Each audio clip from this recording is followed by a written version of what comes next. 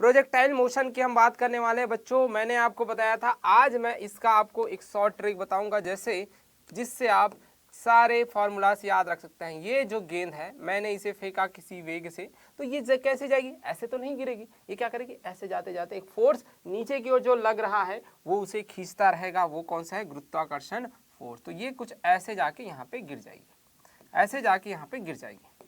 ये होता है हमारा r, ठीक है। ये हमारा वेलोसिटी होता है u। ये सभी को पता है, ये y एक्सिस होता है और ये x एक्सिस होता है ना।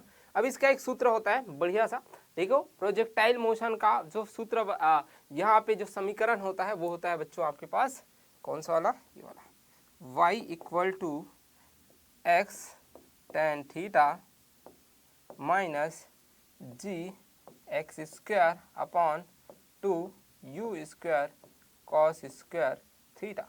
ये जो एक सूत्र है आप पकड़ लो, इसे नोट कर लो, कहीं दीवार पे लिख दो। इसके बाद आपके सारे सूत्र बनने वाले हैं। इसके बाद इसी से सारे सूत्र मैं आपको बताने वाला हूं कैसे होगा, है ना। तो बच्चों ये जब प्रोजेक्टाइल मोशन अर्थात प्रक्षेप्य गति का क्या होता है? समीकरण। क्या होता है? समीकरण होता है ये हमारे प्रक्षेप्य गति का। अब इस सूत्र का हम यूज करेंगे और जितने भी फार्मूलास हैं हम कहेंगे कि ये जो रेंज होती है, क्षैतिज परास होती है, कितनी दूर आगे जाकर गिरेगी, ठीक है, कितने समय तक रहेगी, टाइम ऑफ फ्लाइट, उड्डयन काल, कितनी ऊंचाई तक जाएगी, है ना। तो ये जो तीन चीजें हैं आपको याद करने में बहुत ज्यादा दिक्कतें आती हैं, तो इनको याद करने का मैं आपको देख सकते हैं ट्रिक बताऊंगा। प्रक्षेप्य गति है हमारा टॉपिक, है ना, इस प्रकार से। तो बच्चों अब देखो कैसे होगा। अगर हम r की बात करें तो हम देखो इस सूत्र को फिर से लिख दो। r हम देख रहे हैं किस डायरेक्शन में? प्रक्षेप्य गति को हम तोड़ते हैं हमेशा, क्योंकि समतल में गति है दो में, एक तो x अक्ष में एक y अक्ष में। हम चल रहे हैं अभी x, ठीक है, x अक्ष में अगर हम देखें तो इसी सूत्र में देखो ये y क्या हो जाएगा? 0 हो जाएगा। y है क्या? इस डायरेक्शन में नहीं, x की जगह क्या होगा? कितना डिस्टेंस? r, तो ये r रख दिया आपने, है ना। टेन थीटा को मैं क्या लिख सकता हूँ? Cos theta. उफ, क्या होगा? Sign theta upon cos theta, sign theta upon cos theta. कोई दिक्कत? कोई समस्या नहीं, ठीक है। अब इसी सूत्र में देखो माइनस जी रख दो। x की जगह मैंने क्या कहा? आर स्क्वायर बटे 2 u square cos square theta, है ना। जहाँ पे थीटा क्या है? ये जो कोण जिससे इसे फेंका गया था। अब देखो ये 0 हुआ क्योंकि y अक्ष, y नहीं है इस डायरेक्शन में देख रहा हूं मैं, है ना, r है, y तो है ही नहीं 0, तो ये क्या हो गए? दोनों आपस में बराबर हो जाएंगे। तो r sine theta upon cos theta equal to g r square बटे 2 u square cos square theta. हुआ यहाँ तक, है ना, यहाँ तक हो गया। अब देखो ये कॉस थीटा, एक कॉस थीटा यहाँ से कट जाएगा। अब बचा क्या हमारे पास? देख सकते हैं अगर हमें आर निकालना है ना, आर देखो तो ये एक आर यहाँ से कट गया, यहाँ से हो गया, तो आर इक्वल टू ये आर यहीं रहेगा, ये क्या हो जाएगा? 2 you square sine theta cos theta.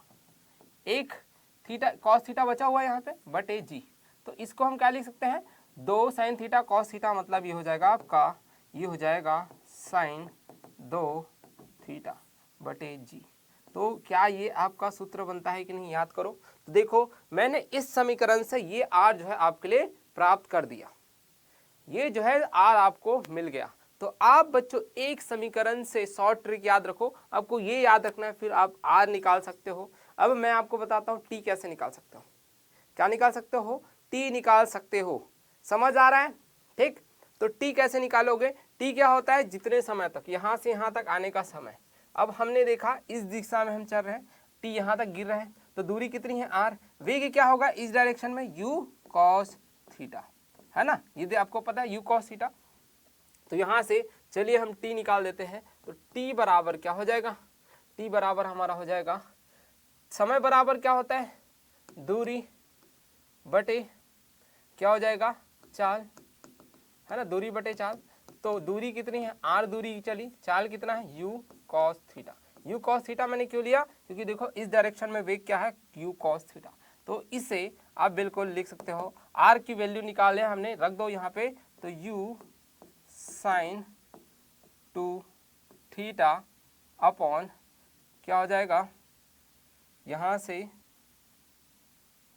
से ये हो जाएगा बटे जी था और कॉस थीटा, है ना। अब कॉस थीटा, अब ये साइन 2 थीटा को आप क्या लिख सकते हो, आप इसे लिख सकते हो 2 साइन थीटा कॉस थीटा, पहले जो वैल्यू थी, बटे जी कॉस थीटा।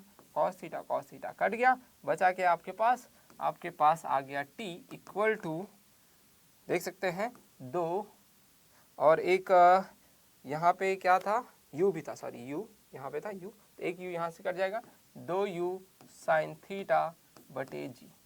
ये भी सूत्र बिल्कुल सही था, आपको याद होगा तो ठीक है।